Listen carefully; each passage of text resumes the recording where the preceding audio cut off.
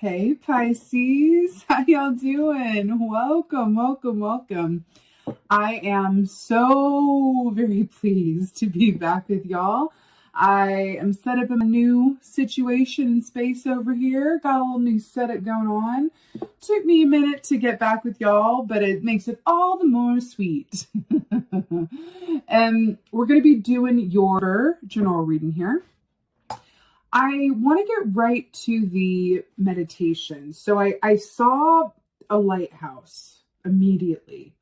And then I heard a song by, maybe a bit obscure, I don't know, but it's by an artist named Patrick Wolf. He's an Irish artist, and it's off of his debut album, I think, which was Lycanthropy. Anyway, Lighthouse. I heard that song and I saw the lighthouse. And then I heard, Let Everything Come to You.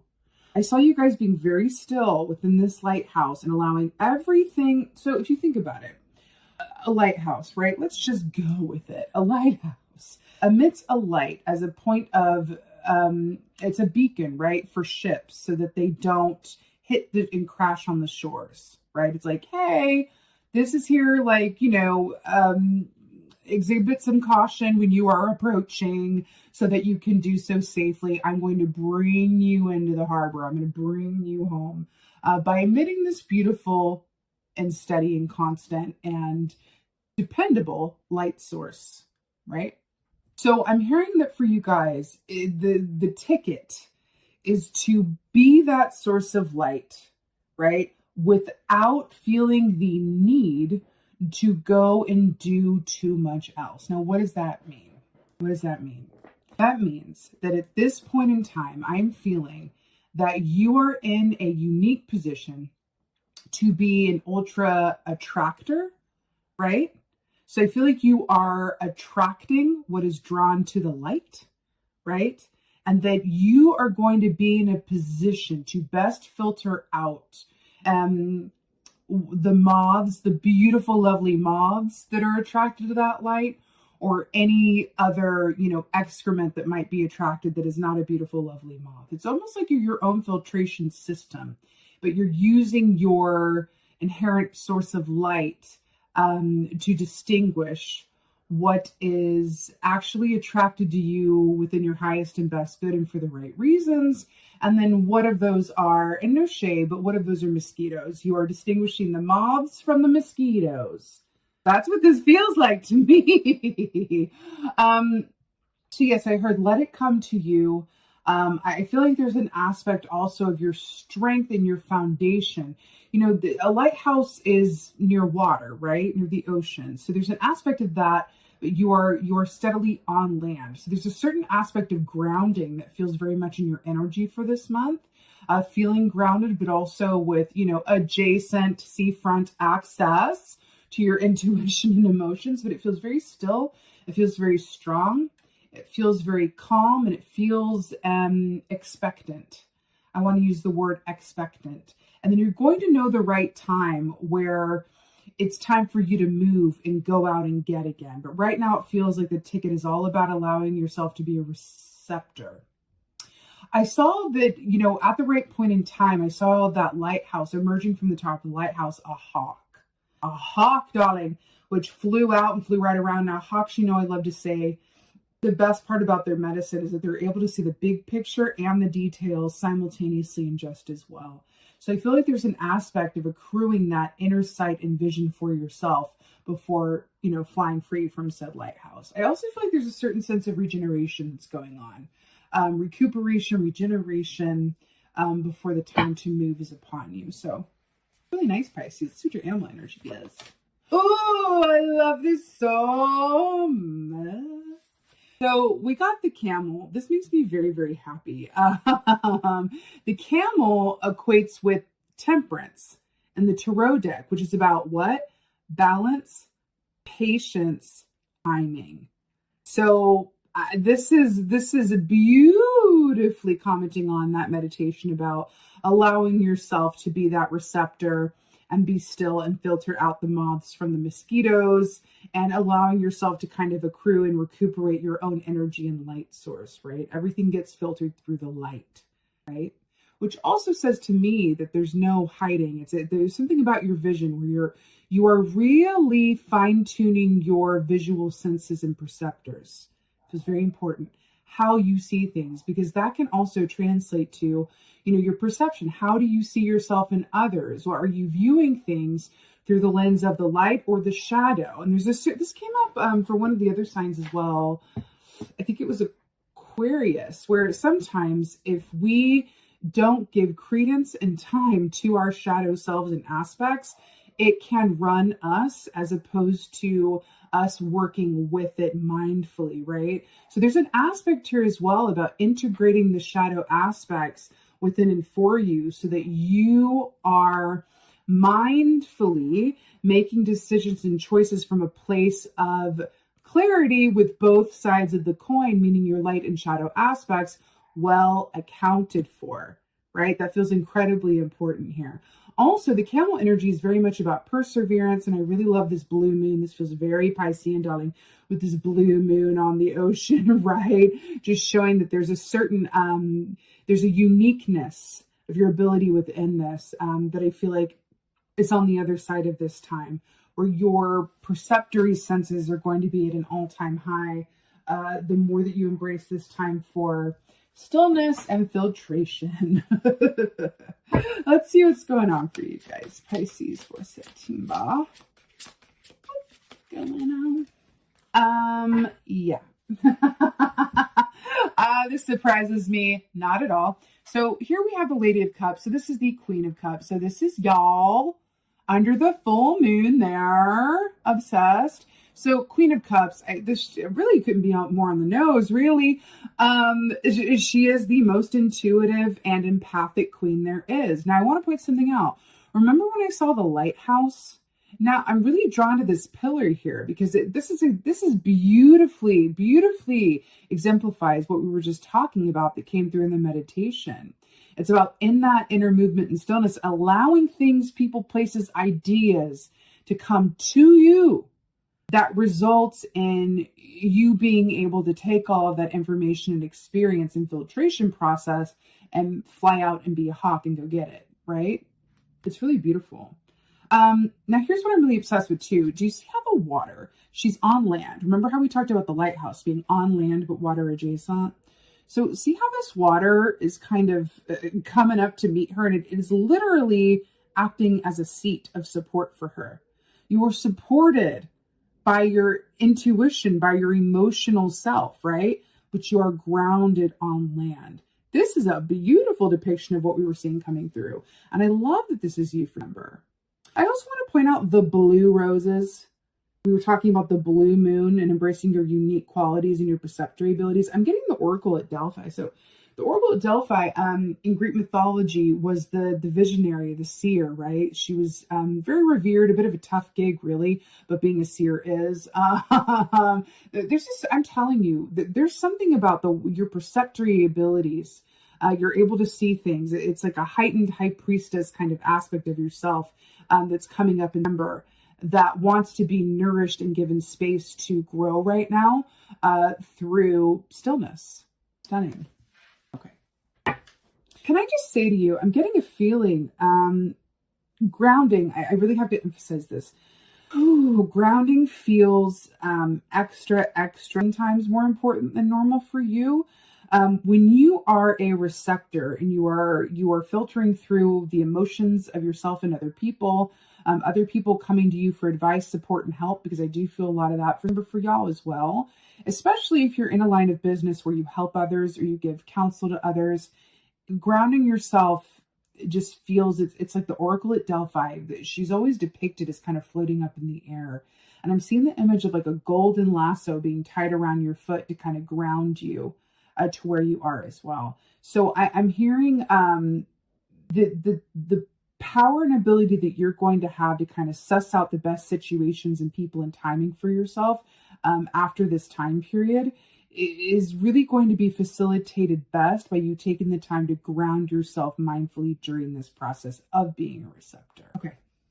Because I feel very like heady, woozy, like all the more important to ground yourself, nourish your body mindfully, take time off to really enjoy life as well. And because it feels a lot of the emphasis is on kind of physical health, mental health, spirit health.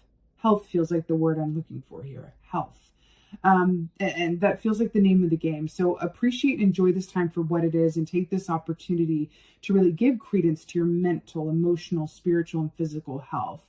Because it is preparing you to move forward into the next thing with your cup full and feeling like you are operating on all cylinders. It feels important.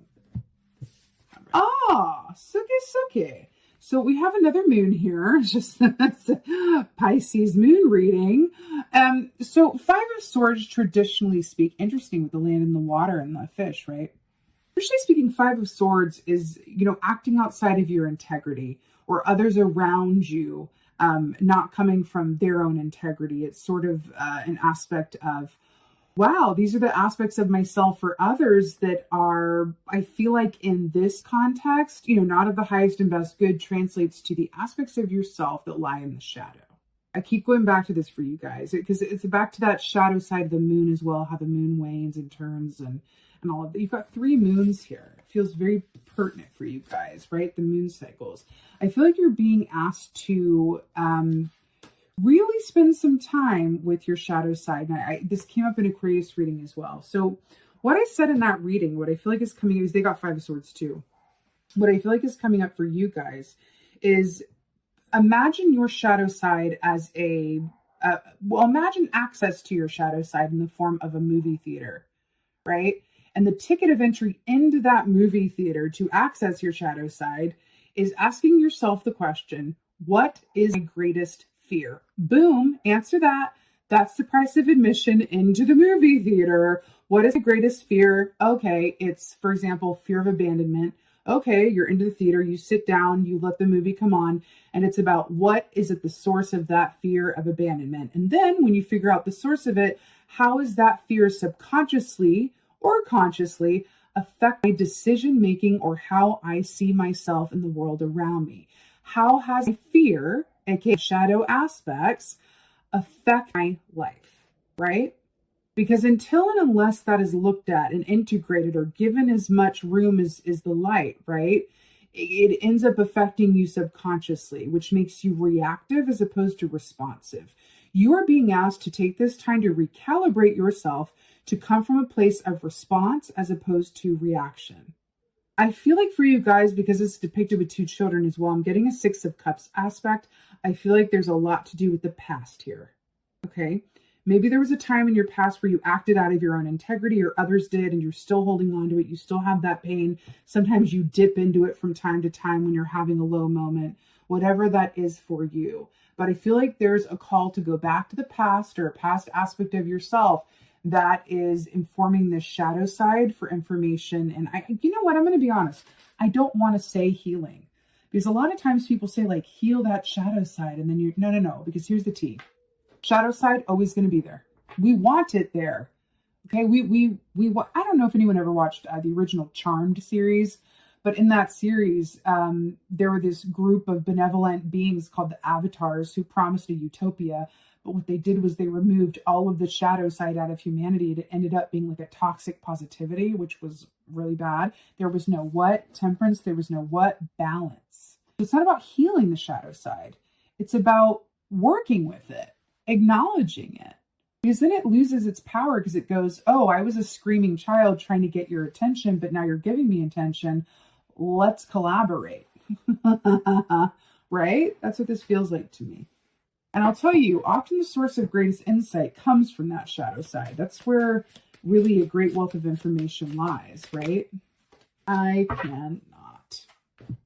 Oh, I absolutely love this key. So here we have the Lady of Wands. This is the Queen of Wands. Are you as obsessed as I am with how she's depicted on this card? And I'm really needing this forest green cloak in life. So the Queen of Wands, traditionally speaking, this is brilliant because she is the queen of self-confidence, of grounding, of centeredness. It's similar to the Queen of Pentacles, but she is a lot more active about harnessing that natural fiery energy, right? Queen of Pentacles grounds herself naturally. She's just naturally grounded. Queen of Wands is more active about her grounding practice, as is beautifully depicted here in this deck. I just got this deck from Glastonbury, actually. I'm really living for it. It's really nice. So I really love how this is coming through for you as well, because we were talking about what? You being a receptor, right? And is she not literally sitting in the middle of the woods, like receiving? We were talking about getting grounded as a point of paramount importance. And she's barefoot sitting in the forest. I can't think of a better way to get grounded. Maybe order her a taco cart. And then she gonna be real grounded in the forest eating some tacos, right? This is really beautiful for you guys. I feel like this is what is on the other side of where you are, right? It's this aspect of like, allowing yourself to filter through, what isn't working, the shadow aspects of yourself that want to be acknowledged, but also through that perceptory sense, acknowledging the people, places, things, and mindsets that are causing you to manifest the same situations or thought patterns or people over and over and over. I feel like there are blocks within your energy that have everything to do with how you do and do not see things. Okay? Let's get some clarifiers. Queen of Cups. I'm getting something else. There's a movie, it's like a series, it's, a lot of things, but there's a movie called The Last Airbender.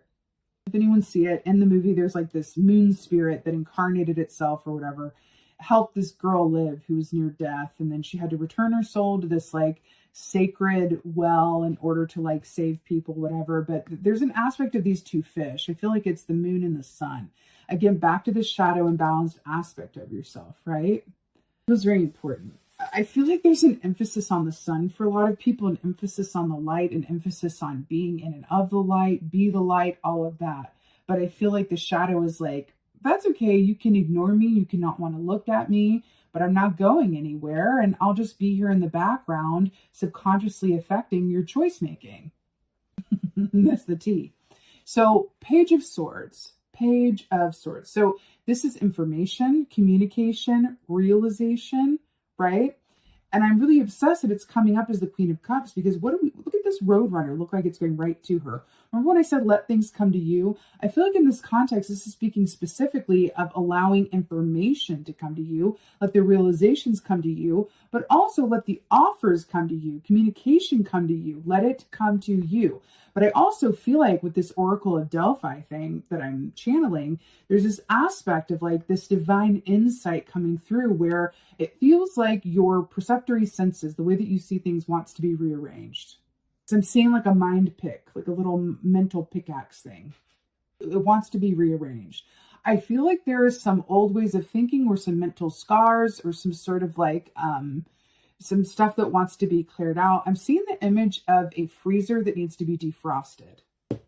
Be open to help and advice from others as well. There could be people that, and I have to say this, in order to receive help from, divine help or energetic help or however you want to look at it, put out the call, ask for what you need. It's a reciprocal relationship with spirit guides. If that makes you a bit like woo woo, then even people in your life, elders, family, friends that can help you within this process of, the mind being rearranged a bit and allowed to go, wait, what has been affecting me? What has been affecting choices? Oh, it's a fear of abandonment that has dictated several big choices in my life. If I didn't have that fear, or if I integrated that fear, how different would life be right now?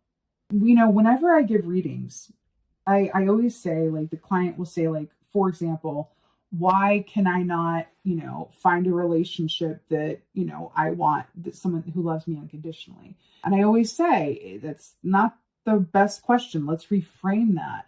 I think it's rather what's keeping you from being a vibration to this relationship that you say that you want. What is it within you? Is it a belief that you have that you're not worthy of it, or that it's not possible? Is it a belief that if you get it, it'll just be taken away? Is it a belief that if you get it, you're just going to mess it? Like, really, it all comes down to you, right? That's a hard truth. It's a hard truth. It's in our nature as humans to look outside of ourselves for answers or reasons, right? And truly, it's a cliche for a reason, but it really, everything, all the answers you could ever need, the truth, right? Everything that you could ever desire, the roadmap there is quite literally inside of you. It's just about acknowledging what is blocking that from manifesting for you in physical form. And it starts from the inside. And I feel like that's what this is about for you guys, okay? Five of Swords. Wow.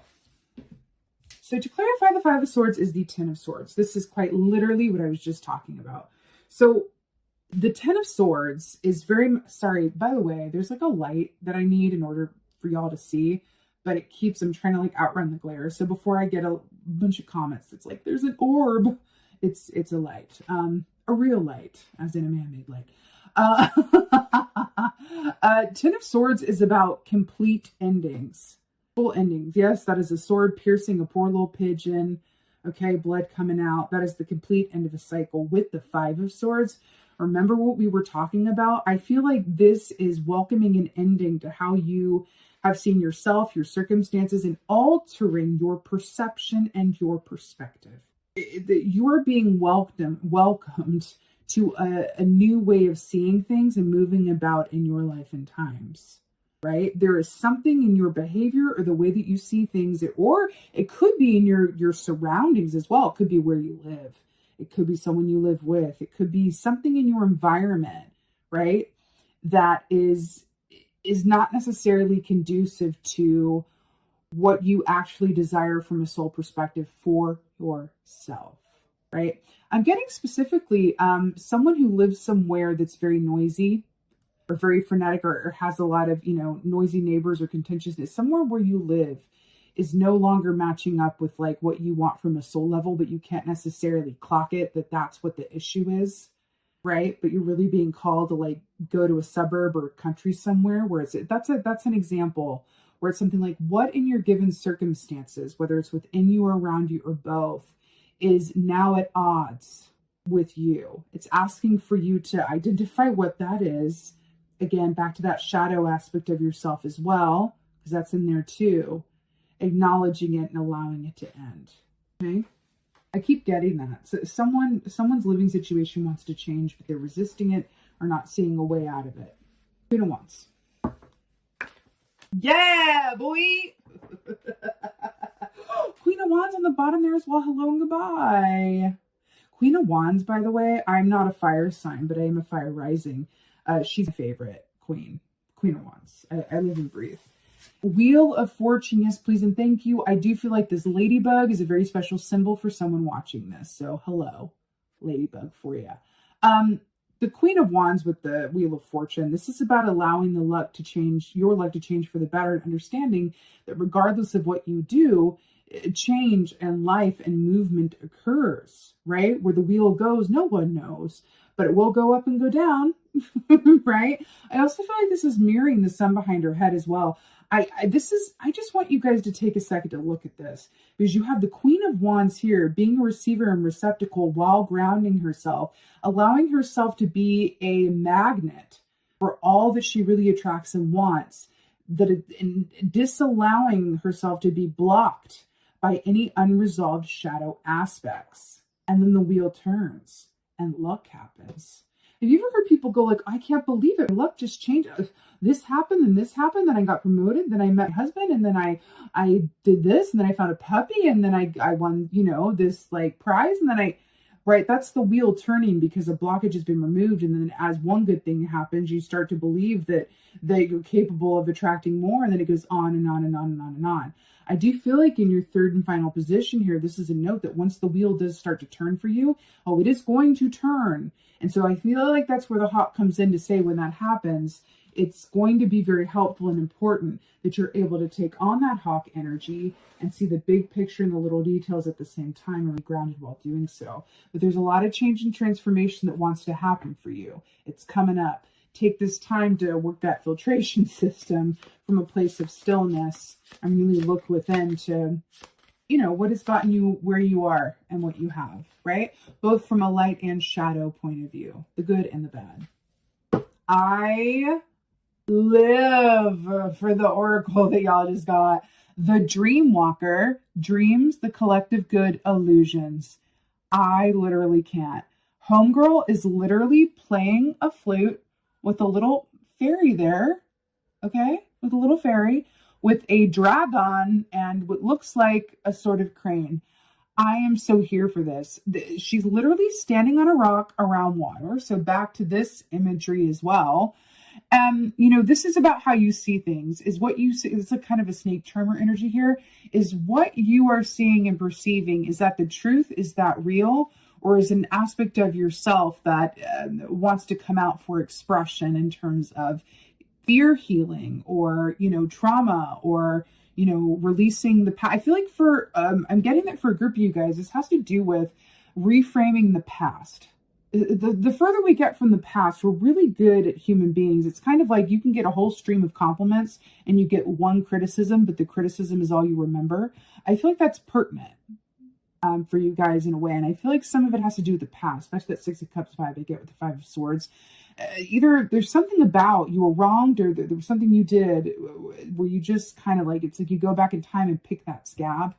And I'm really hearing to reframe the narrative of what happened, what led you to where you are. There's something that wants to be rescripted within and for you. So perhaps allow that energy in and allow yourself to buy getting that ticket into the movie theater of your shadow side, right? And going like, what do you have to tell me? I want to work with you so that you're not working on me.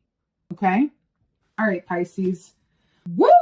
This was something else. I'm hearing on a last note, I'm seeing an image of popcorn, which is a symbol for, again, to the movie theater, but I'm seeing an image of popcorn when I look at this candle. You know, the camel always trusts that it's always going to find water when it needs it. It has a sense of trust. It doesn't worry about the past. It doesn't worry about the future. It doesn't worry about where the water or dinner is coming from. It is the most joyous animal because it derives that joy from whatever moment it's in.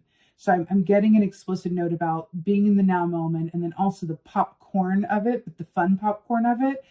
Take time to enjoy yourself within this time as well. I'm hearing take a break from some of the more intense energies that you may encounter by watching movies, funny movies or romantic movies or whatever is your zhuzh, you know, walks, stillness, things that get you out of this sort of, it's ways to ground yourself, right?